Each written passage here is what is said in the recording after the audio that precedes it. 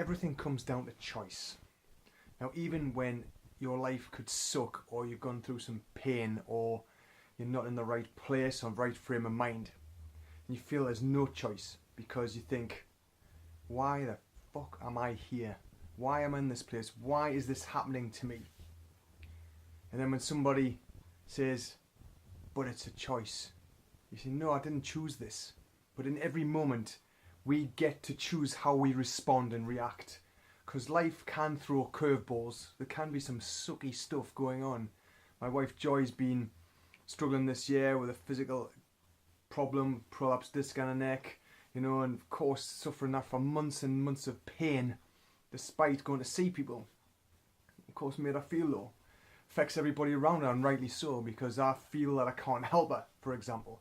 I try and get into this Mr. Fix-It, Superman, Save the World syndrome, which I know I can't because it's not my skill set. All I can do is support her and be there for her. But the mind's a funny thing,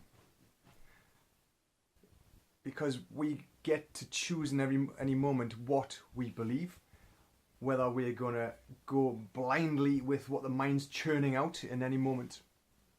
Sometimes we feel we've got no choice, and that's cool. There are times when we struggle. I've struggled.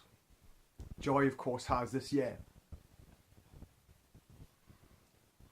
But there's a difference between struggle and suffering. Struggle is something that's a challenge, something that you come up against, but you push through and get through it eventually. Suffering is something that you sit in. There is a choice there, struggle or suffering. It's how you react. And sometimes you just get caught up in the shit. You do. You really do. And sometimes you just feel like you're in a spiral. But at the end of the day, as hard as it is, it's a choice.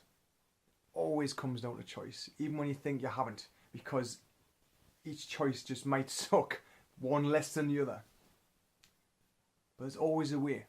And everything that happens to you is a gift. It just doesn't feel like it at the time.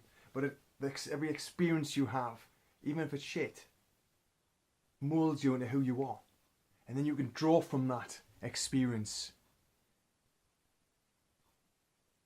and make your life much better, because you know what you've been through, you know what you've conquered, you know what battles you've gone through, challenges you've won, obstacles you've overcome.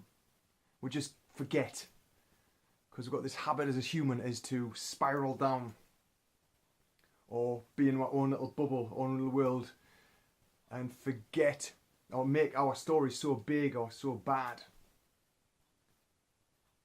that we just get stuck in them. And that's why I love coaching, because coaches aren't in that bubble, they aren't in your world. They can take that 30,000 foot view.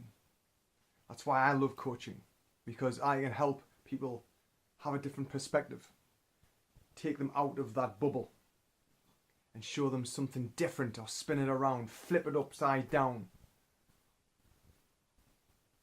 It always starts with you.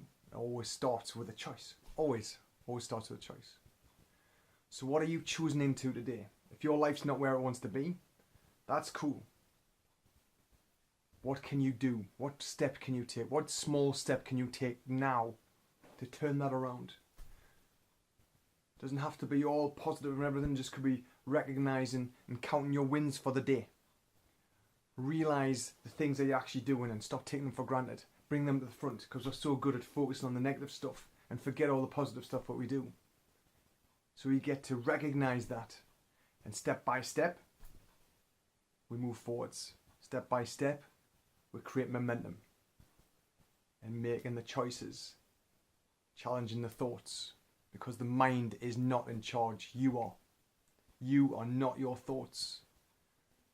So stop overthinking. Feel into it with your intuition. So bypass this mind. Go into feeling. What feels good and what would love do? That's where I'd start. Take care.